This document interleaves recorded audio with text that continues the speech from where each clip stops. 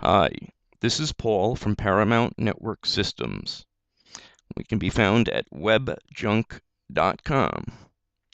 Today we're going over how to add an event to your calendar using the Calendar Plus plugin. This also applies to the plugin called Calendar, besides Calendar Plus. These are both for WordPress, of course.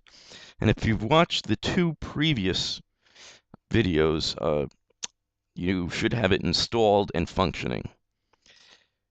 Now, as long as it's installed and activated, you will have on the admin menu this entry down here for calendar. If you do not see it, it means you didn't activate it or it's not installed. If you look and drop it down, you'll see Manage Calendar, Manage Categories, and Calendar Options. By default, under Manage Categories, there is only the general. We added a second one called Training. But normally there's only one, but you can add more categories. But we won't get into that too much. We're just going to stick with adding an event. For most people, they're having one calendar. Categories become very useful when you have different types of events or you need separate calendars. To add an event, the basic information you need is the title, description, the category if you're using multiple categories, and the start, end date, and time. It's real easy. If we start with the title, we're going to call this a plugin meeting. Event description, discuss calendar plugin for WordPress. Okay, we're going to leave it as general. We don't need a link. You could put one in. For the event, we're going to call this on the 29th.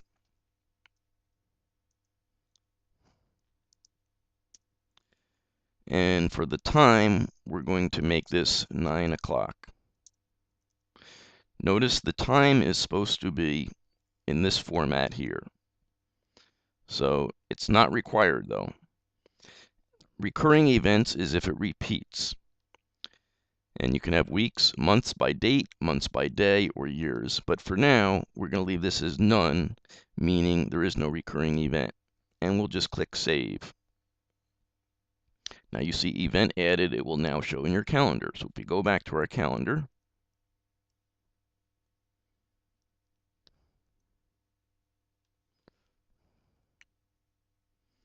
you will see plugin meeting for the 29th.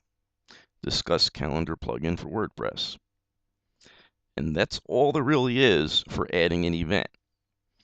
Now let's go back and say we want an event that's repeating. So we will say monthly webinar. Okay. Internet seminar on using plugins. We'll leave the category. We don't need an event. And we're going to make the start date, actually, in this case, for February. We're going to say February 3rd. And the end date will be the same. Okay, and remember, this is, stick with that format. Now for time, you don't really need a time, but let's just say 10:30.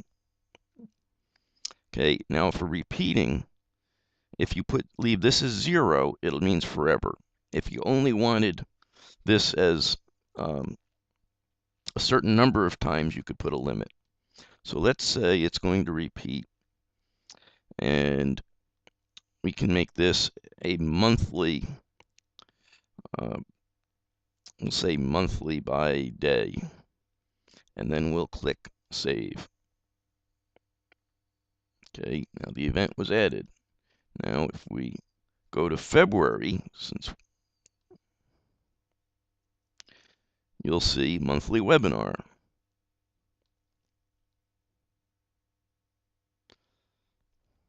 If we go to March, you'll see again monthly webinar. Okay, also on the Thursday. And you see it's the first Thursday. Remember, it's not the third anymore.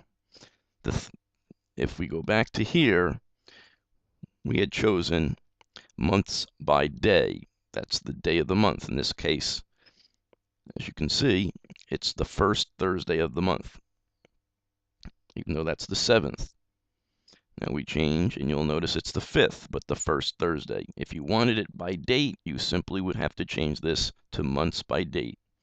If you wanted a weekly event, we will say weekly sales meeting. Talk about sales. And the description is not mandatory. You could leave that blank. And we're going to leave this as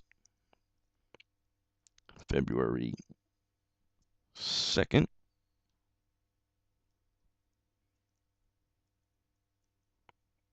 And we're even going to leave the time off this time. And we're going to repeat this weekly.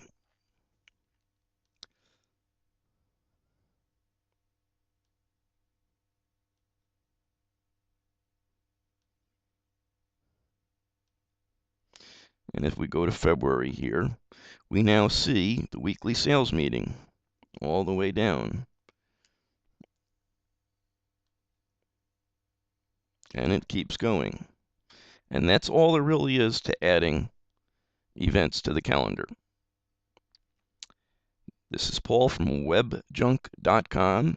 Thank you for watching.